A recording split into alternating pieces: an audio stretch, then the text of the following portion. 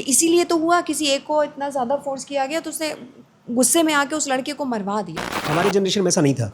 मुझे याद है मेरी जनरेशन, मेरी एक कज़न सिस्टर थी, उसको किसी लड़के से प्यार हुआ, तो वो लड़का दूसरे कास्ट का था। मेरी बहन मेरे पास आई, बोलती है क्या निकम्मे आदमी हैं आजकल, शादी के लिए तैयार नहीं होते, और फिर वो उसको भूल गई, चली गई। मतलब मजाक में बोल रहे थे, बट फिर भी मजाक में भी ऐसी चीज़ें नहीं सोचनी चाहिए। दो शादी करेंगे हम। कामसूत्र के बारे में, वो एक औरत थी जिसने एनलाइटमेंट पा लिया और उसके हस्बैंड को बहुत ज़्यादा सेक्सुअल अर्ज होती थी। मेरी शादी थोड़ी सी ज़्यादा गहरी हो गई है, थोड़ा डिवोर्स में दिक्कत आएगी।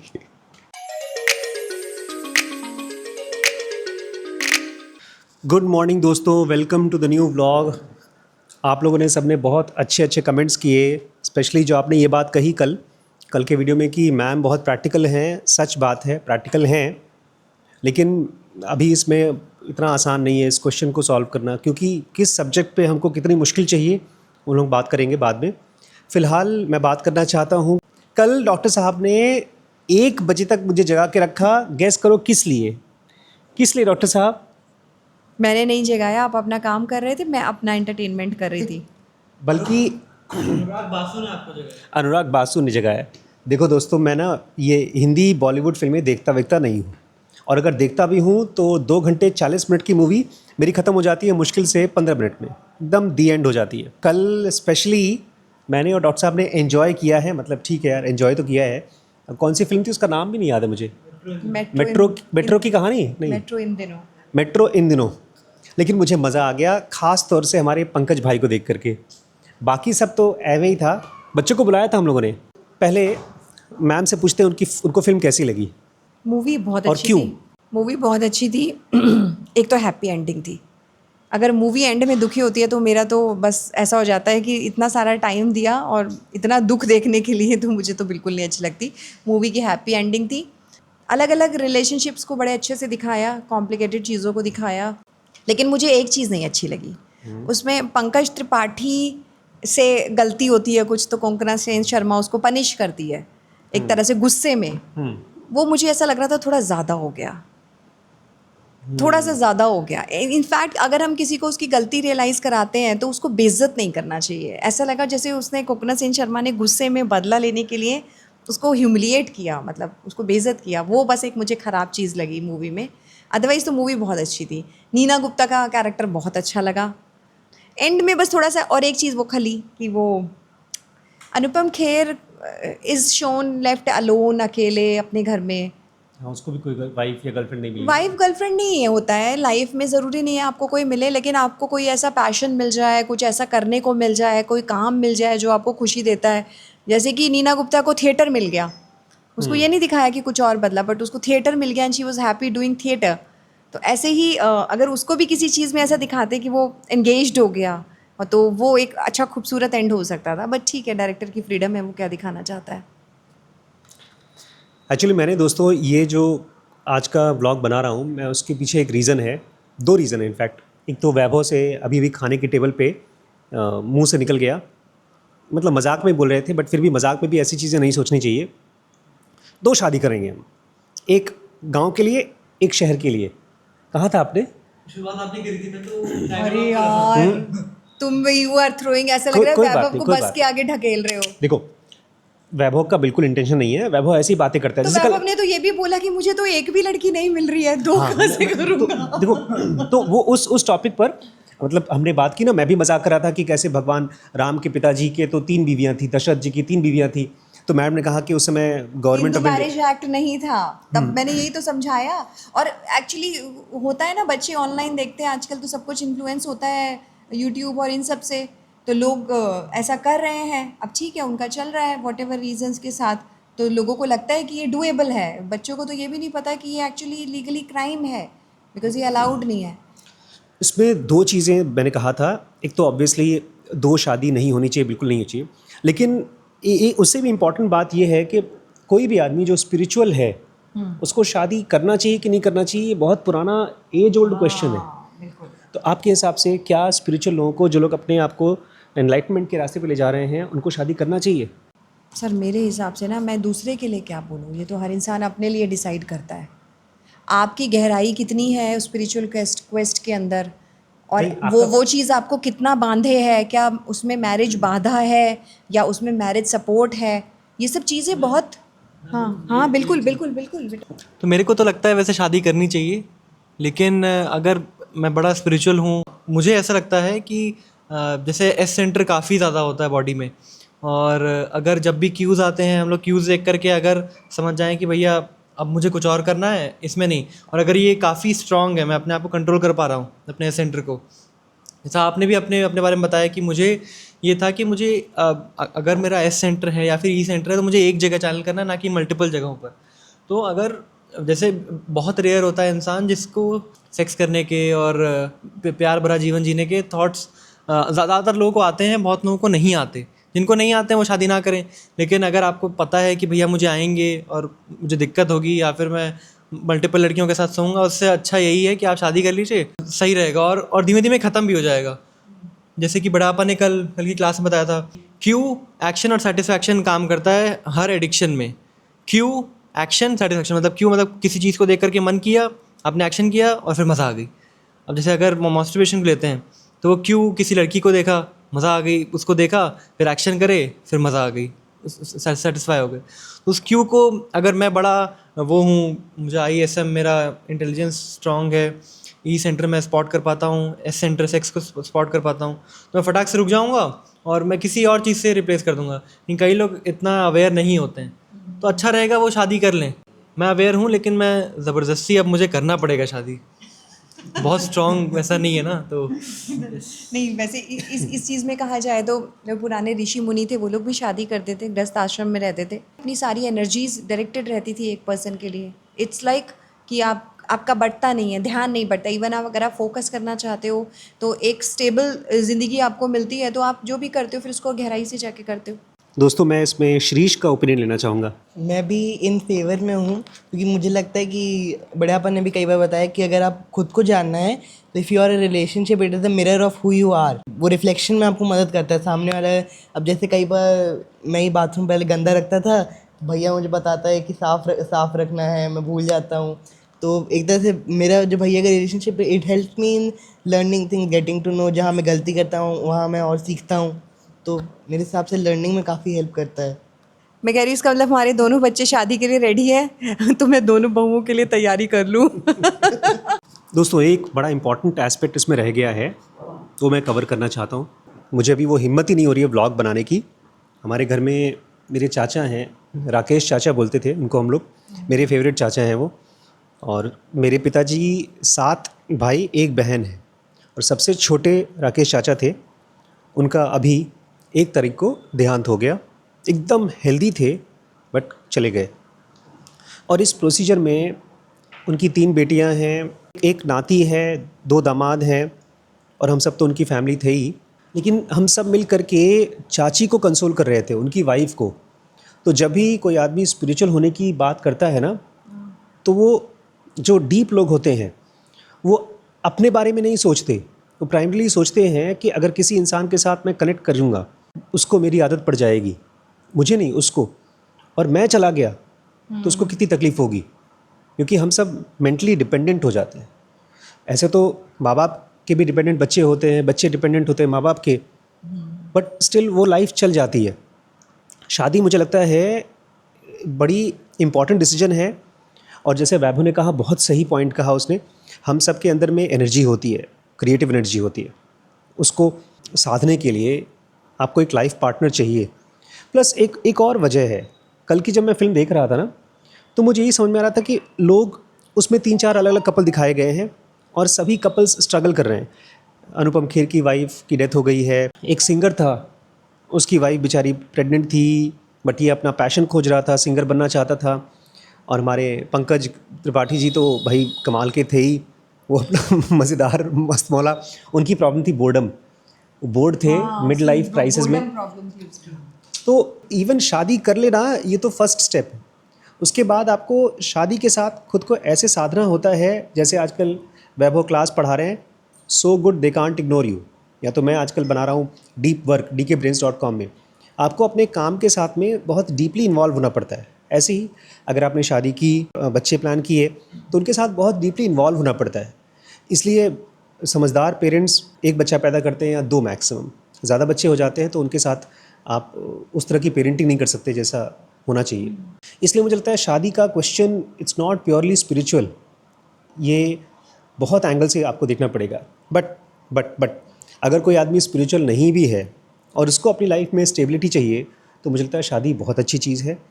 इम्पॉर्टेंट क्वेश्चन यही अपने पास रखिएगा कि क्या मैं अपने ऊपर काम करने को तैयार हूँ।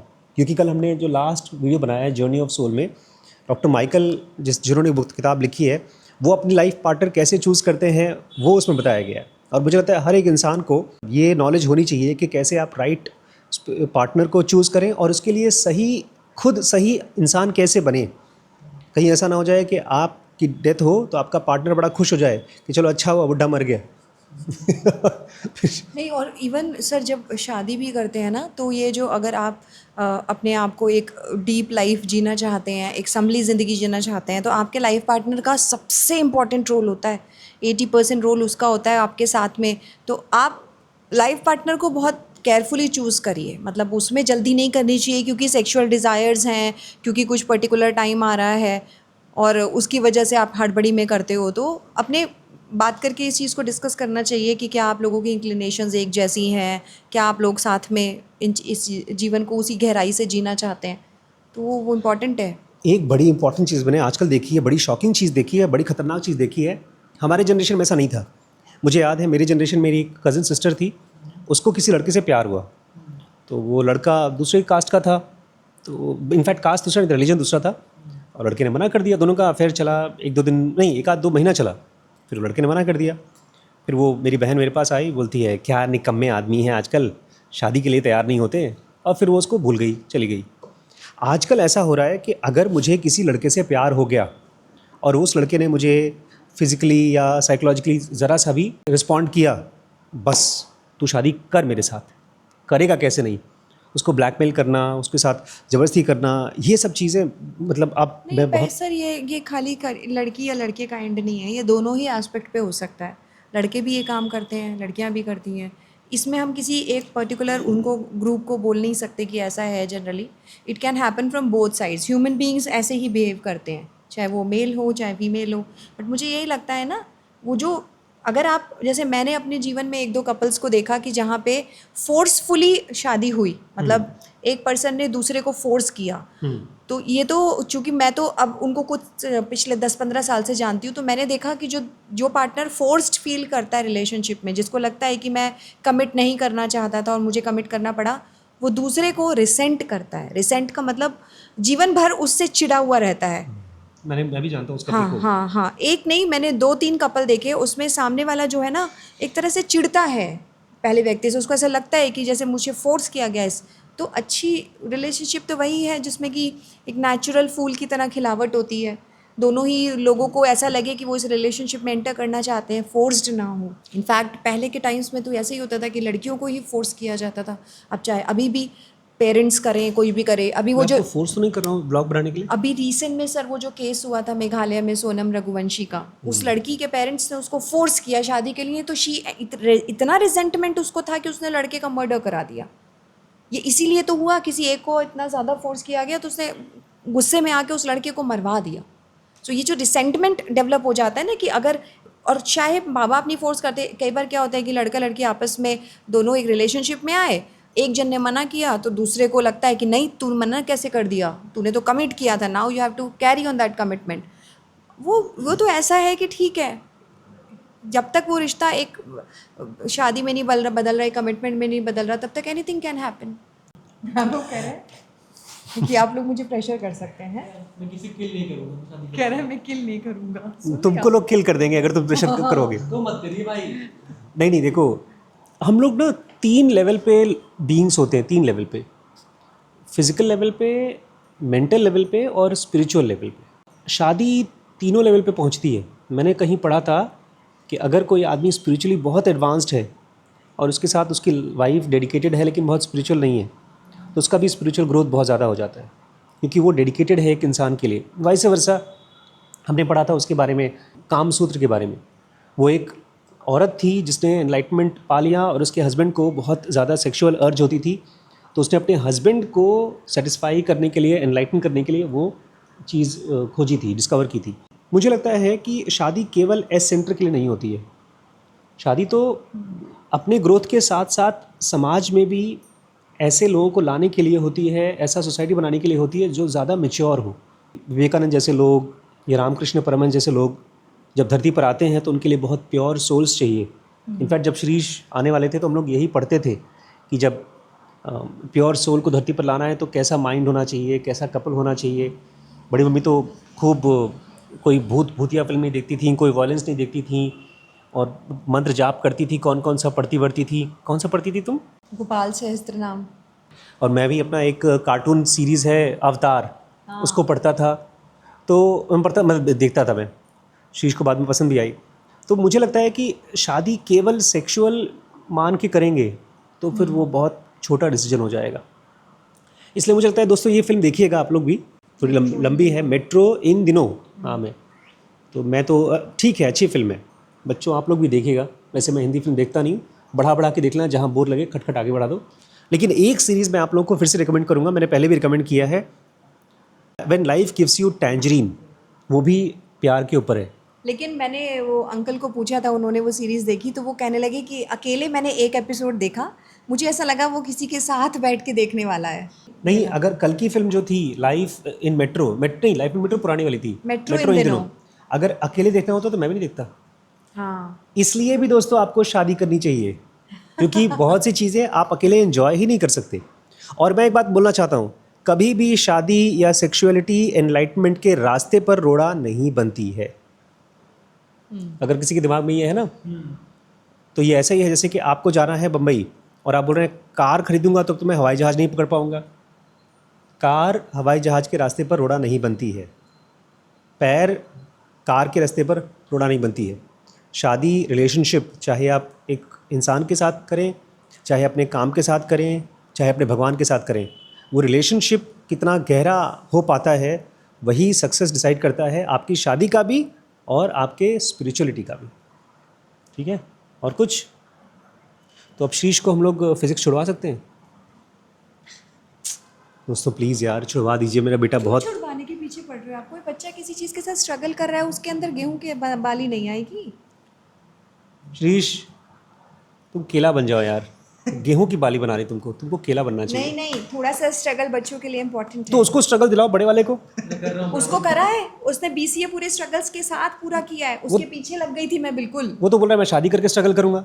टारगेट दिया है उनको YouTube बनाने का, डेली बनाए वो। आज बनाया है। हाँ, मेरी शादी थोड़ी सी ज़्यादा गहरी हो गई है फिज़िक्स के साथ, थोड़ा डिवोर्स में दिक्कत आएगी।